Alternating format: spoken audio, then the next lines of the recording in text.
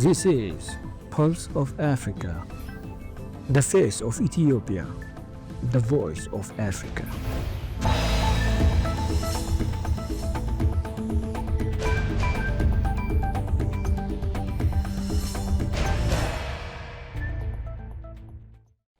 Hello viewers, you're watching Pulse of Africa. I'm Samia Mohammed for the main news. First, our top stories for today. Ethiopian Prime Minister Abiy Ahmed holds discussion with Israeli Minister of Foreign Affairs. AU and IGAD reaffirm support for South Sudan. US Africa advisor receives draft peace deal text from DR Congo and Rwanda. Senegal reports 3.8 million barrel oil output from Sangomar field. Now the news in detail. Ethiopian Prime Minister Abiy Ahmed conferred today with Israeli Minister of Foreign Affairs Gideon Saar during his visit to Ethiopia. In social media posts, the Prime Minister stated that I had productive discussions today on Ethio-Israeli relations with Israeli Minister of Foreign Affairs Gideon Saar during his visit to Ethiopia.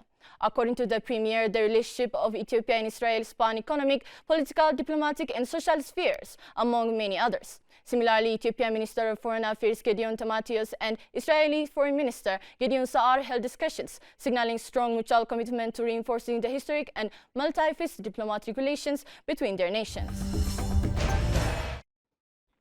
During a joint visit to South Sudan, AU Commission Chairperson Mohammed Ali Yusuf and IGAD Deputy Executive Secretary Mohammed Abdi Wari expressed strong solidarity with the government and people.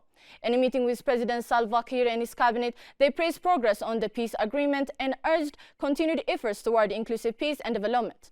Both organizations reaffirmed their commitment to supporting South Sudan's path to lasting stability.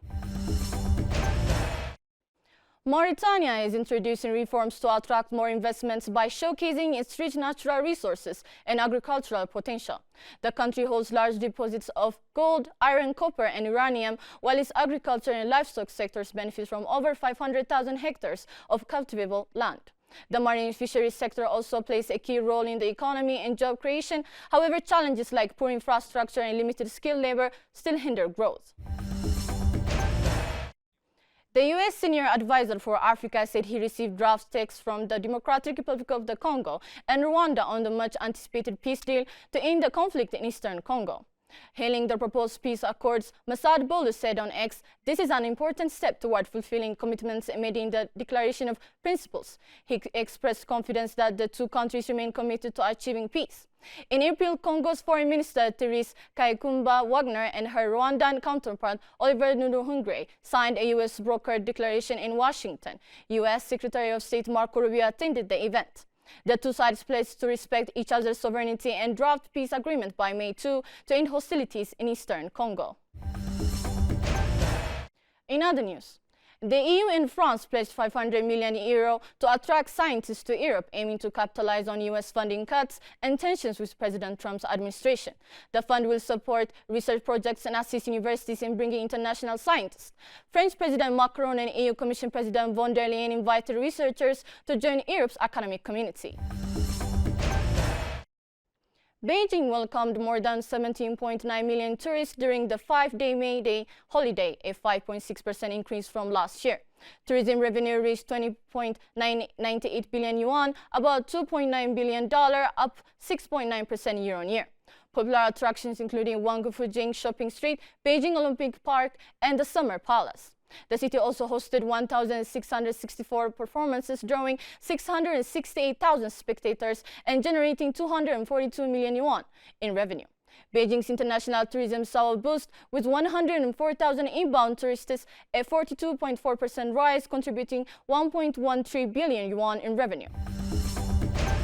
The story of resurgent Ethiopia and burgeoning Africa is here, only on the Pulse of Africa channel, all the time. Pulse of Africa, the face of Ethiopia, the voice of Africa.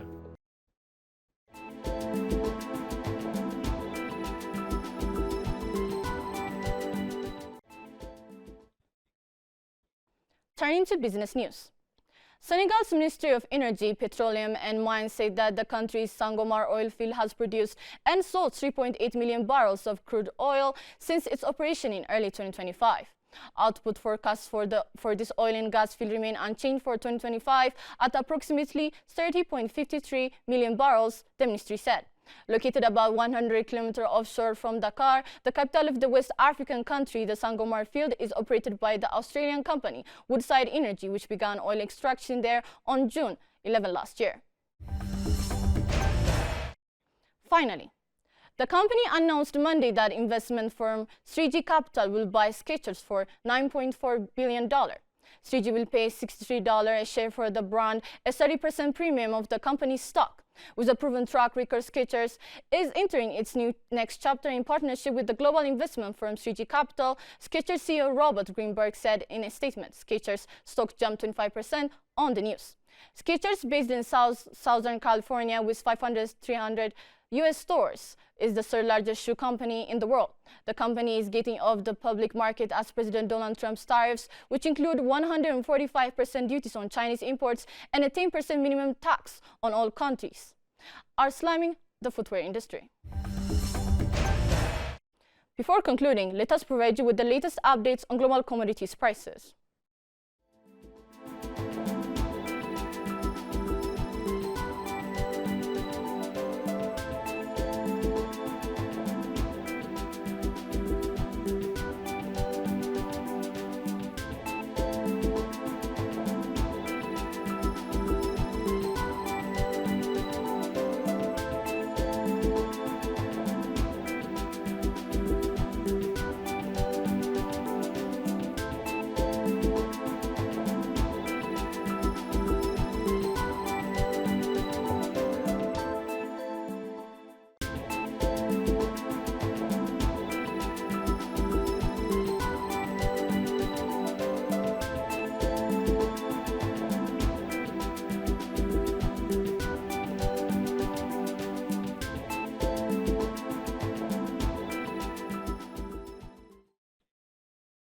Now to weather updates.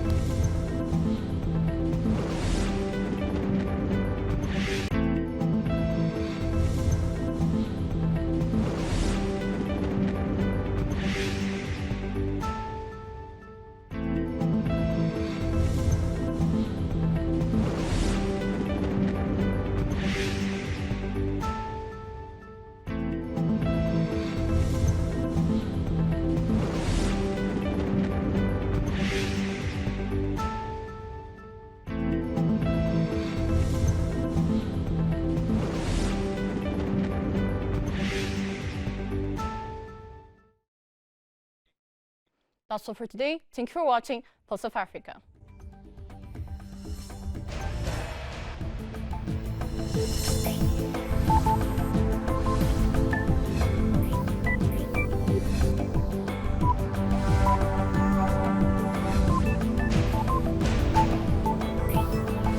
This is Pulse of Africa, the face of Ethiopia, the voice of Africa.